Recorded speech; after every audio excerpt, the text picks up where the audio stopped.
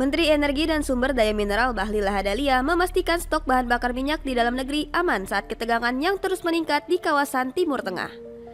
Hal ini disampaikan Bahlil saat menyambangi Istana Kepresidenan Jakarta, Senin 2 Maret guna menghadiri rapat terbatas bersama Presiden Prabowo Subianto. Bahlil menegaskan bahwa cadangan BBM dalam negeri masih dalam taraf aman, terutama menjelang Hari Raya Idul Fitri. Termasuk persoalan subsidi BBM yang disebut Bahlil hingga kini tidak terdampak. Masih cukup 20 hari. Sampai dengan hari ini nggak ada masalah.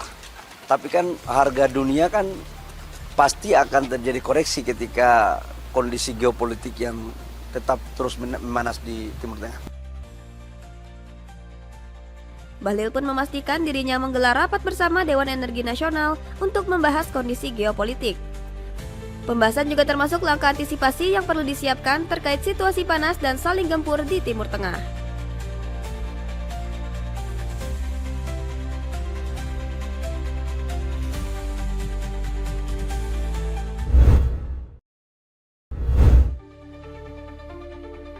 Menteri Koordinator Bidang Pangan Zulkifli Hasan menghadiri rapat terbatas yang digelar Presiden Prabowo Subianto di Istana Kepresidenan Jakarta. Rapat terbatas membahas kesiapan pemerintah dalam menjaga stabilitas komoditas pangan pada bulan puasa dan menjelang Hari Raya Idul Fitri. Usai rapat, Menko Pangan menjelaskan bahwa arahan Presiden yang diterimanya adalah untuk memastikan ketersediaan dan keterjangkauan bahan pokok bagi masyarakat. Ketersediaan berbagai komoditas pangan juga menjadi arahan Presiden kepada Zulhas untuk terus dipantau. Harus stok pangan dimonitor secara ketat. Saya diperintah untuk keliling ya, memastikan pangan, MBG, Kopdes, kemudian pengelolaan sampah berlangsung dengan baik, dan tentu sembako puasa dan lebaran ini harus tersedia, terjangkau ya, dan harga tidak boleh naik.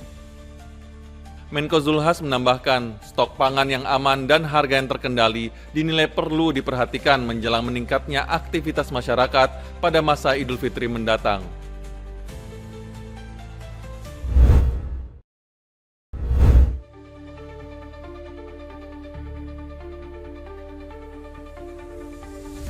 Duta Besar Republik Islam Iran untuk Indonesia Muhammad Borojerdi mengapresiasi niat Presiden Prabowo Subianto yang ingin terbang ke ibu kota Iran, Teheran, untuk melakukan mediasi antara Amerika Serikat, Israel, dan Iran.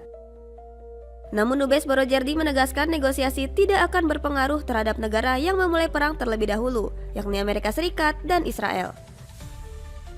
Dalam keterangan pers di kediamannya di Menteng, Jakarta Pusat, Senin 2 Maret, Dubes Borojerdi mengatakan meskipun negosiasi nantinya berhasil dilakukan, tidak ada jaminan Amerika Serikat dan Israel akan patuh terhadap keputusan perundingan.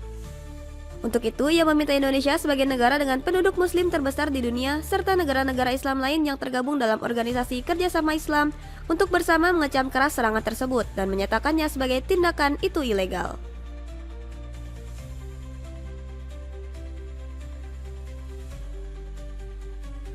که اولا اگر احساس میکنند که حمله به یک کشور غیر قانونی است شدیداً و قویاً اون رو محکوم بکنند.